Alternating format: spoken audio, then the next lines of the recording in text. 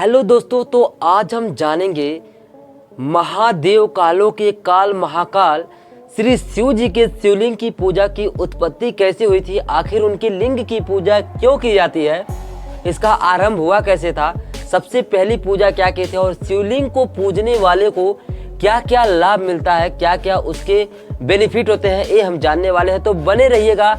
इसके पहले अगर आप महादेव जी के भक्त हैं तो चैनल को सब्सक्राइब करके वीडियो को लाइक करके अपना प्यार जरूर दिखाइएगा। चलिए वीडियो में बने रहिए इस रोचक जानकारी के लिए। लिंग पुराण में मौजूद पौराणिक कथा के अनुसार जब दक्ष प्रजापति ने अपने यज्ञ में भगवान शिव का भाग नहीं रखा तो इससे क्रोधित होकर माता सती ने यज्ञ कुंड में अपना देह त्याग कर दिया था। पुराण के अनुसार जब भगवान शिव तक यह समाचार पहुंचा तो उन्होंने क्रोधित होकर दक्ष प्रजापति के यज्ञ को नष्ट कर दिया। बाद में सती के वियोग में संसार में सूद बूद खोकर दिगंबर अवस्था में पृथ्वी पर इधर उधर घूमने लगे। वह इसी अवस्था में एक बस्ती में पहुंच गए जहां शिव जी को वहां की स्त्रियां भगवान शिव जी पर मोहित हो गई। स्त्रियों की मोहावस्था को देखकर ऋषियों ने शिव जी को शाप दे दिया। शाप से भगवान शिव का लिंग तत्काल कटकर गिर गया, जिससे तीनों लोक में हाहाकार मच गया। सभी देवता और ऋषि मुनि व्याकुल होकर ब्रह्मा जी की शरण में गए।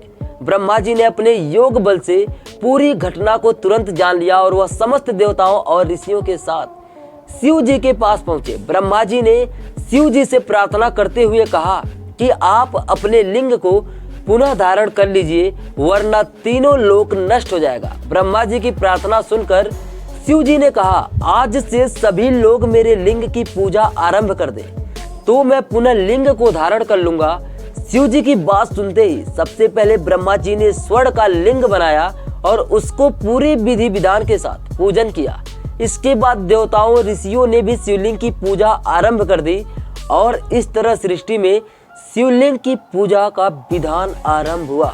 शिव पुराण के अनुसार एक बार ब्रह्मा जी और विष्णु जी के बीच श्रेष्ठता को लेकर विवाद हो गया। उनके विवाद बहुत ज्यादा बढ़ गए। तब अग्नि की ज्वालाओं से लिपटा हुआ एक अग्निपुंज प्रकट हुआ। यह अग्निपुंज भगवान ब्रह्मा और भगवान विष्णु के बीच आकर स्थापित हो गया। इसके बाद आकाशवाणी हुई कि जो भी इस अग्निपुंज के आदि अंत का पता लगा लेगा वही श्रेष्ठ होगा। ब्रह्मा और विष्णु ने 1000 वर्षों तक इसका रहस्य खोजने की कोशिश की, लेकिन नाकामयाब रहे। निराश होकर दोनों देव फिर से वही आ गए जहां से वह अग्निपुंज के आरंभ में और अंत का पता लगाने चले थे। वहां आने पर उन्हें ओम की ध्वनि सुनाई दी और ब्रह्मा रूप में भगवान शिव प्रकट हुए और इन्होंने अग्निपुंज का भेद बताया और ब्रह्मा विष्णु ने इनके अग्निपुंज को प्रणाम किया। ब्रह्मा विष्णु की प्रार्थना पर वह अग्निपुंज एक लिंग के रूप में परिवर्तित हो गया, जिसकी ब्रह्मा और विष्णु ने पूजा की। इसके बाद से पूरे सृष्टि में शिवलिंग की पूजन का विधान आरंभ हो गया। शिवलिंग की पूजा के लाभ जान लेते हैं। शिवलिंग की विधि पूर्वक पूजा करने से मनुष्य संतान, धन, धान्य, ज्ञान और मोक्ष को प्राप्त होता है। जिस स्थान पर शिवलिंग का पूजा होता है वह तीर्थ न होने पर भी तीर्थ बन जाता है। जो मनुष्य किसी तीर्थ की मिट्टी से शिवलिंग बनाकर उसका 1000 बार, लाख बार या फिर करोड़ बार पूजन करता है, वह साधक पूरे प्रभाव से शिव स्वरूप हो जाता है। वह जो मनुष्य तीर्थ की मिट्टी, भस्म, गोबर और बालू का शिवलिंग बनाकर एक बार भी उसकी विधि पूर्वक पूजा करता है, वह व्यक्ति स्वर्ग में निवास करता है। जिस स्थान पर हमेशा शिव पूजन किया जाता है उस स्थान पर मनुष्य की मृत्यु होती है, वह शिवलोक को प्राप्त होता है। और जो मनुष्य शिव शिव इस प्रकार हमेशा भगवान शिव का जप करता रहता है, वह परम पवित्र और परम श्रेष्ठ हो जाता है और वह मोक्ष को प्राप्त हो जाता है। शिव शब्द के उच्चारण से ही मनुष्य समस्त प्रकार के पापों से मुक्त हो जाता है। शिवलिंग की उत्पत्ति और इनकी पूजा को लेकर कई तरह की कहानियां पुराणों में मिलती हैं। अलग अलग पुराणों में इस संदर्भ में अलग अलग कथाएं हैं। इस विषय में दावे के साथ कुछ भी नहीं कहा जा सकता है।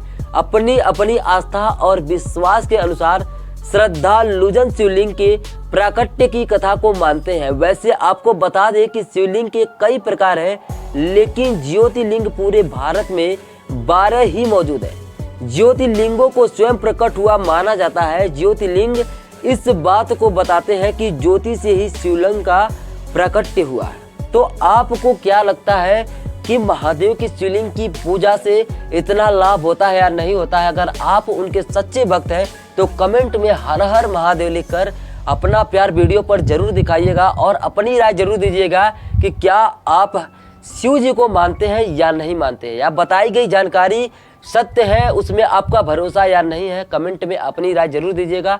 मिलते हैं अगली वीडियो में ऐसे ही रोचक जानकारी के साथ। तब तक के लिए आप हमसे बने रहिए। Wish you all the very best. मैं विजय, एजे विजय से आपके सपनों को सपोर्ट करता हूँ।